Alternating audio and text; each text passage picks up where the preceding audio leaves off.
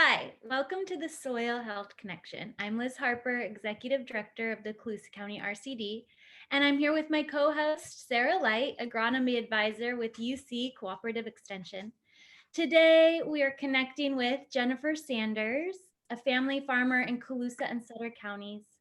Jennifer has been working on her family farming operation for almost, get this, 20 years, starting as an intern at their processing facility at age 13. For the past few years, she has been working exclusively on the farm, producing processing tomatoes, dried beans, and sunflower crops, as well as some alfalfa. So I know Jennifer from her involvement on our RCD board and her interest in practical solutions to conserving natural resources while running a productive farm.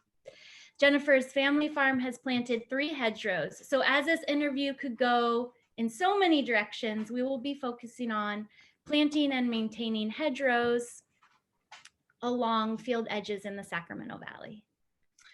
Thanks so much for being with us today.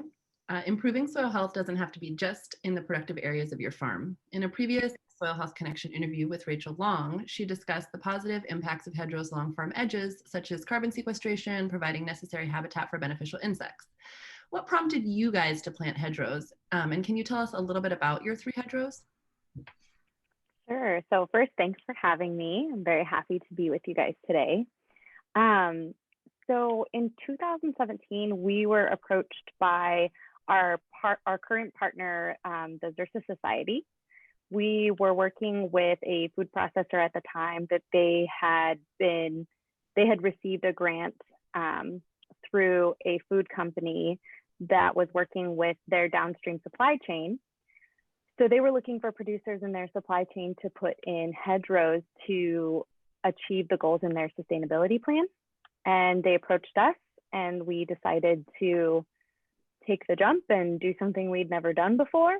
And that's how we initially got into the hedgerow game, as it is. So we planted our first hedgerow in the fall of 2017. It took, at its longest, it's about 1,000 feet long, but the bulk of it is about 425 feet. It's 3 plant rows wide.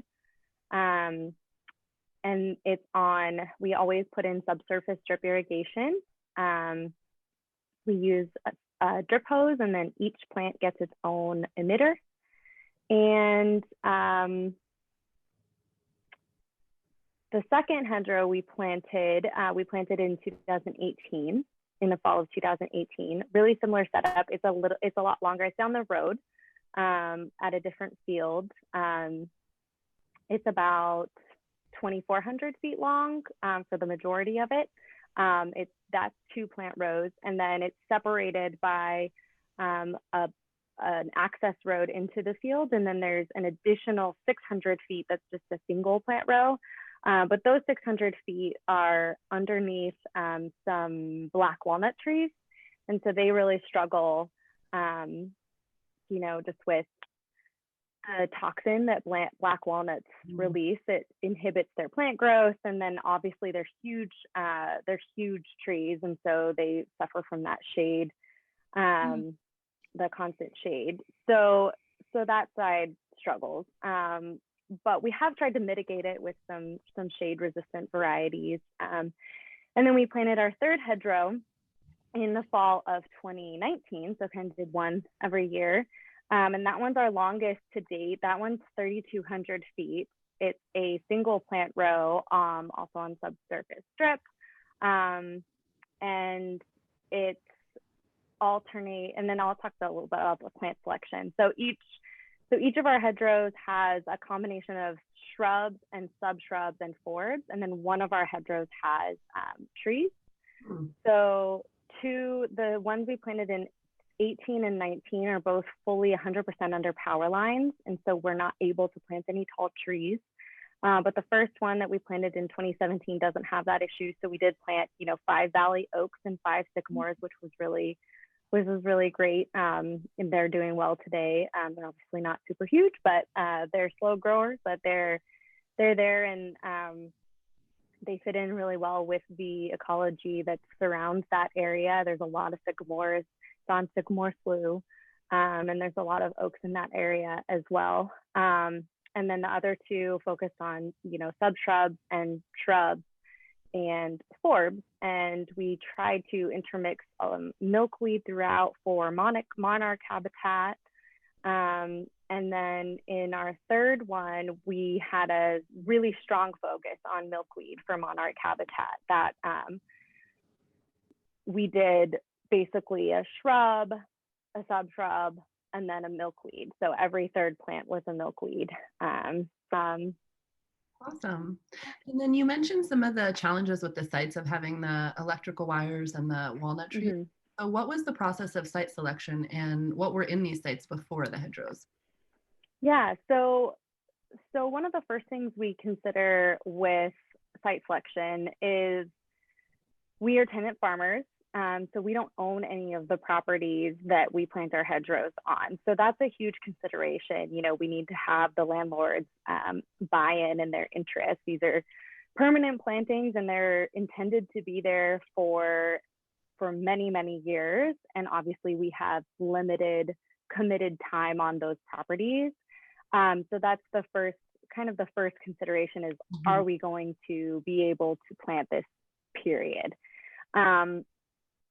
But once we do have that landlord buy-in, or that consideration, I think this is a landlord that would be interested, or I think this isn't, we think about the logistical challenges that come with planting a hedgerow. So obviously we have tractors that are making big turns and a lot of trucks going in and out. We have crews going in and out to access the field. And then obviously we have crews that are going to be accessing the hedgerow for hedgerow maintenance. So we want to be considerate of those different factors.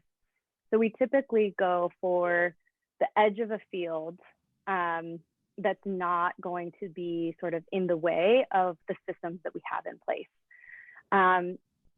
All three of our hedgerows are next to a road. So we have, and one of the benefits of putting it next to a road is also that it gives us a bit of a buffer because we are in a conventional system. And so we do pesticides, we do insecticide and herbicide. And so when we spray, we do have that small buffer. We're not spraying right on top of the hedgerows, which is really important, not just to us for the safety of our hedgerow, but it's also really important to our partner, to the Xerces Society. One of their big commitments is to try to reduce the amount of pesticides that are going onto or near pollinator habitat, because it's thought that's a contributing factor to the degradation of different species of pollinators. So we're trying to be mindful of that. And so we put those buffers in. Two have a road buffer in between the field and the hedgerow. And then one of them has a drainage ditch in between the hedgerow and the last row of the field. And then another consideration that we have is irrigation. This is probably one that I should have mentioned first, because one of the biggest concerns is obviously when you put in the plants initially, they're really vulnerable at the beginning and you have to be able to water them consistently.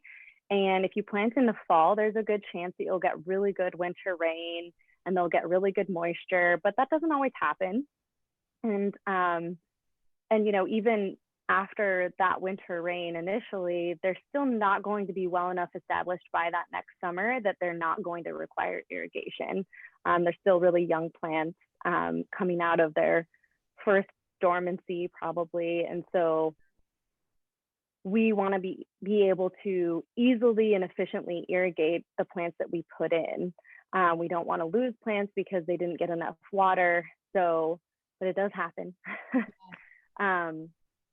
So one of the biggest considerations we take is, can we tie in the system that we're putting on the hedgerow into our existing irrigation system in the field? And that has allowed us to have good control over the irrigation throughout the season, especially during the high season. When the irrigation systems are on, it's really easy for whatever crews out there working on irrigation for that field it's easy for them to just flip open the valve for the hedgerow, and the hedgerow gets its water as well. And so that's definitely a huge consideration when we're selecting the site. Thank you, Jennifer. So that actually ties in nicely with our next question, which is about a dry year like this one. So you talked about some of the irrigation management things, and I anticipate that there are kind of some other challenges to managing permanent farm infrastructure that are alive, like a hedgerow. Can you discuss any other kind of challenges that are specific to a drought year like this, or just other general management challenges that you guys have experienced while you've had these 3 hedgerows on your farm? Yeah, so like I said, irrigation is probably the primary consideration when it comes to managing the hedgerows, because when they're young, if they don't get enough water, they're so vulnerable that they can really easily just shrivel up and disappear, and you can have really severe plant loss. For example, when we planted our hedgerow in 2018, we planted in fall 2018, but that January and February were really, really dry. We didn't see hardly any moisture, and unfortunately, we didn't get out there to irrigate quite enough. And so we took some pretty heavy losses during that dry period. And so it just kind of solidified for us that when the plants are at their youngest, right after they're planted, is when it's most important to be monitoring the moisture in the ground, making sure that we're keeping it moist. And so we have taken some measures to try to improve moisture retention. For example, last year in the fall of 2020, for the first time, we did full mulch on all 3 of our hedgerows. When we did a replant, whenever we have significant plant losses, we go back in and we put some new plants in to try to fill in the gaps. So we did our replant that we do pretty much every fall, and mulched all around it. We used cracked cracked almond shell. And it worked really well. We put it mostly like 6 to 8 inches deep. In some places it got a little bit deeper, which we had some issues with. But whenever you introduce something new, you're solving one problem, but you're creating other problems. So for this winter, it's again been pretty dry, but we've had really, really good moisture retention because of the thick mulch that we put down. But we are having some problems with a little bit of disease on the younger plants. And then some of the really tiny ones, the plugs, they did get a little buried. And so those ones probably aren't going to make it. So it's just, one of the consistent challenges of having hedgerows is just figuring out which practices are going to give you the most benefit without significant cost. So for the mulch, I would say, huge benefit for a little bit of cost. We didn't see tons of disease, we didn't see tons of plant loss, but we did see really good moisture retention and really good weed control also, which is really helpful, because if we have one site that's really overrun with Johnson grass. And so weeds have been really challenging because they bring in, yet another maintenance issue, which is, do you spray, do you not spray? Mostly we're okay with putting herbicide in there, but it's still, you want to spray as little as possible. And so the mulch has really helped to keep that down and keep our, not only allowed us to spray less, which saves money, but it saves the plants from having to be exposed to those chemicals, which has been really good. What else? So another thing that ties into that is the cost of labor. So we're not just talking about cost of chemicals or anything, but the cost of labor is definitely significant. These are really long, really big hedgerows. They're, planting and mulching those is not something that just a couple people can go do in a weekend. It takes a significant amount of time. And then the last thing I'll mention is, we have had we haven't had a huge problem with it, but we did have one plant in our plant selection that gave us a lot of concern as far as its ability to self-seed. And so it was a avid spreader. Just in a couple years, it seemed to be really taking over the hedgerow, and it was outcrowding other native plants that we had put there intentionally. We had lost a couple of plants just because this plant was so vigorous that it was getting huge really quickly and spreading. And so we planted it here, and all of a sudden it was in all of these places all around. So not only was it kind of hurting the diversity of our hedgerow, but we were also concerned that it was going to get into the field eventually. And so, you know, one way to mitigate that is we just said, okay, any new plantings, we're not going to put that plant in there. Yeah. So and to change gears a little bit and to touch briefly on some of the policy and funding side of soil health and conservation practices. Of course, some of them are specific to California, some of them are federal that exist, but how important was this to your farm for starting these projects? And then who specifically funded and worked with you in the development of these projects?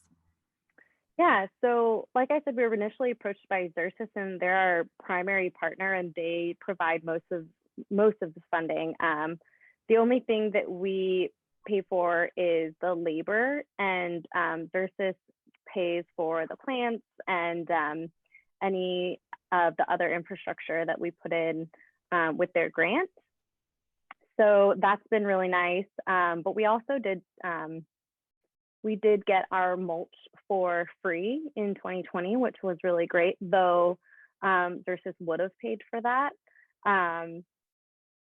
So I think it's extremely important because I'm not sure that we would have actually approached the idea of having a hedgerow if we would not have considered having a hedgerow, or at least I don't think we would have. If we hadn't been approached by a partner that said, you know, we're willing to support you financially in this project, and we're not going to pay for it 100%, but we're definitely going to be partners in this, and we want you to succeed because we have, you know, mutually beneficial results. And so I do think that that's super important. And, you know, I think our partner with the Xerxes Society, they're not the only partner that provides funding. And eventually I do think that partnership will expire because their grant will eventually run out of funding. And so that's one of the things that I've been exploring is, you know, for future projects, what funding am I going to go after that will allow me to continue this work? Because I personally really love doing this work. I really like my hedgerows. I think they're beautiful, and I think that they have great benefits. And so I want to keep doing it. But if Xerxes Society isn't going to be able to partner with me in the future, which hopefully, you know, to date, they've been amazing partners. They've been really fantastic, helping us with plant selection.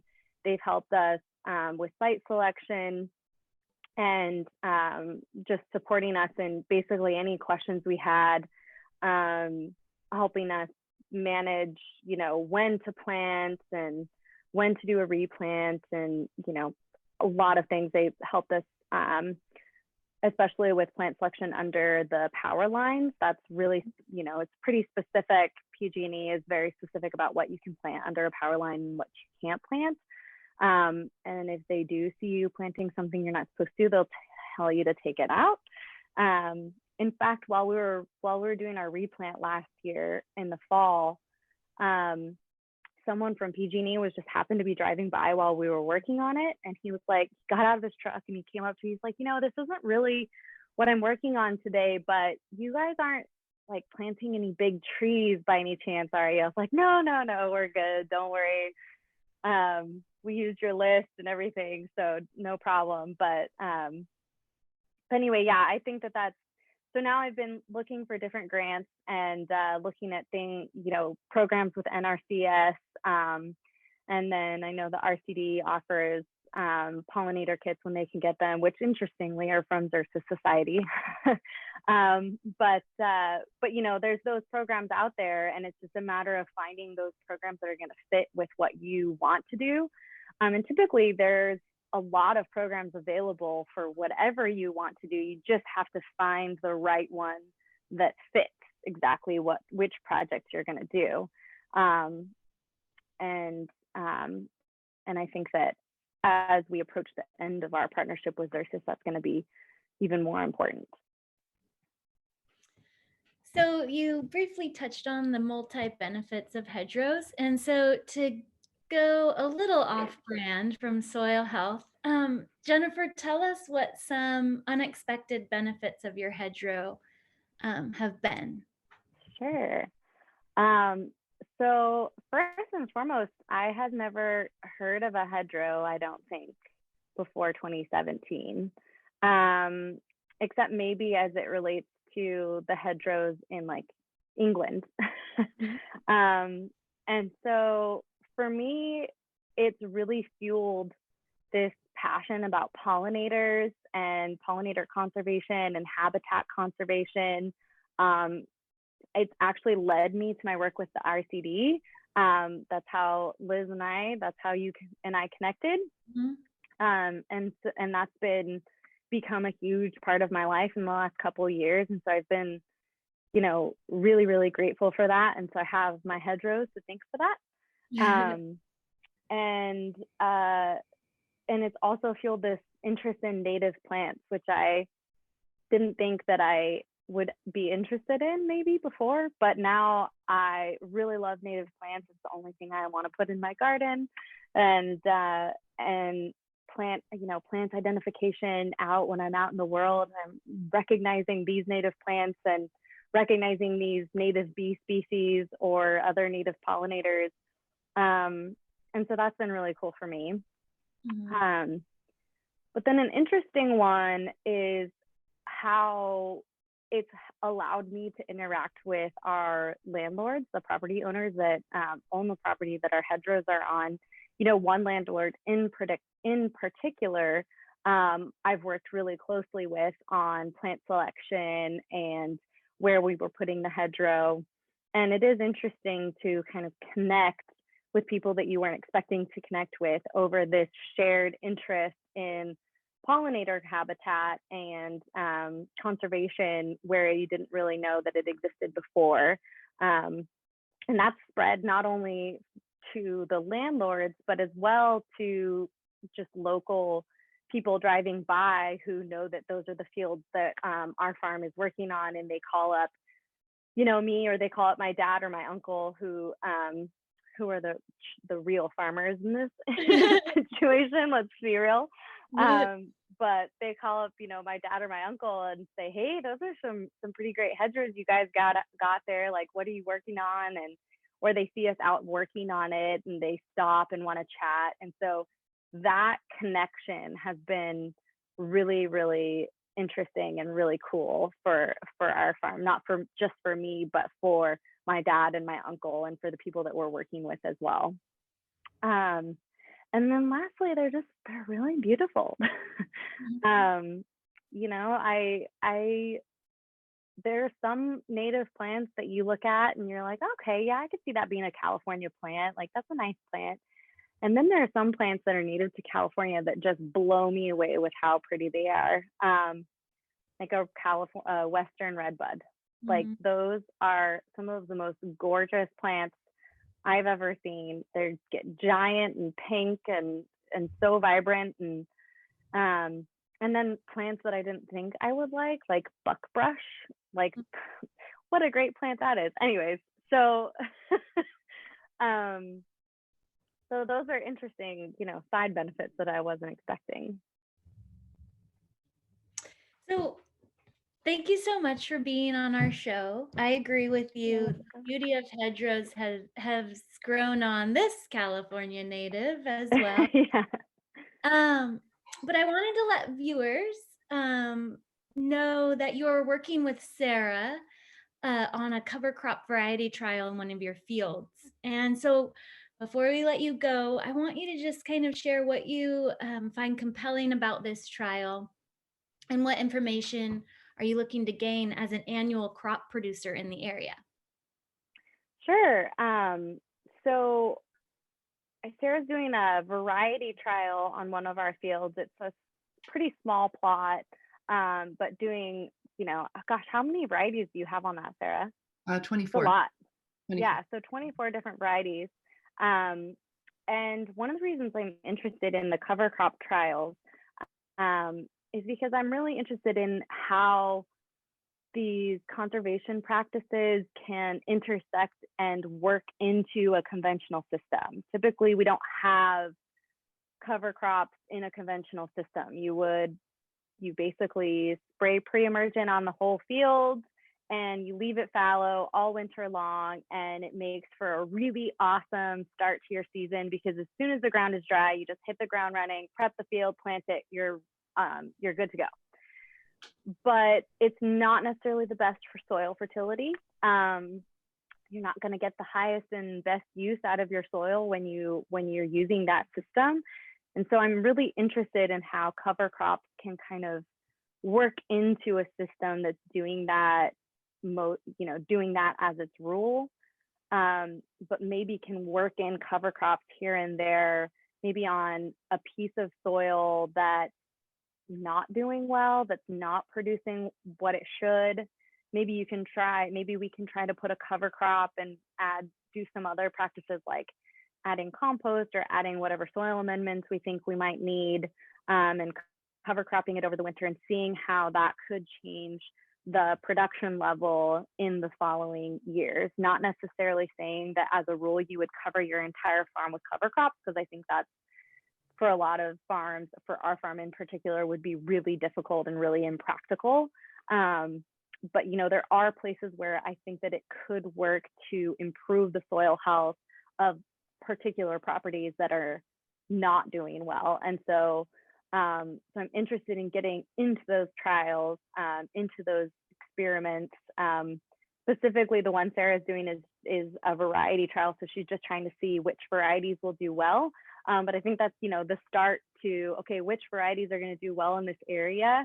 And then let's take those varieties and let's try to do another trial that's going to see how these are going to impact the soil fertility in this conventional system. And so that's why I'm excited for that. Well, I guess we'll say goodbye here, and I'll see you at our next meeting. Yeah, sounds good. Thank you so much. Thank you. Thank you.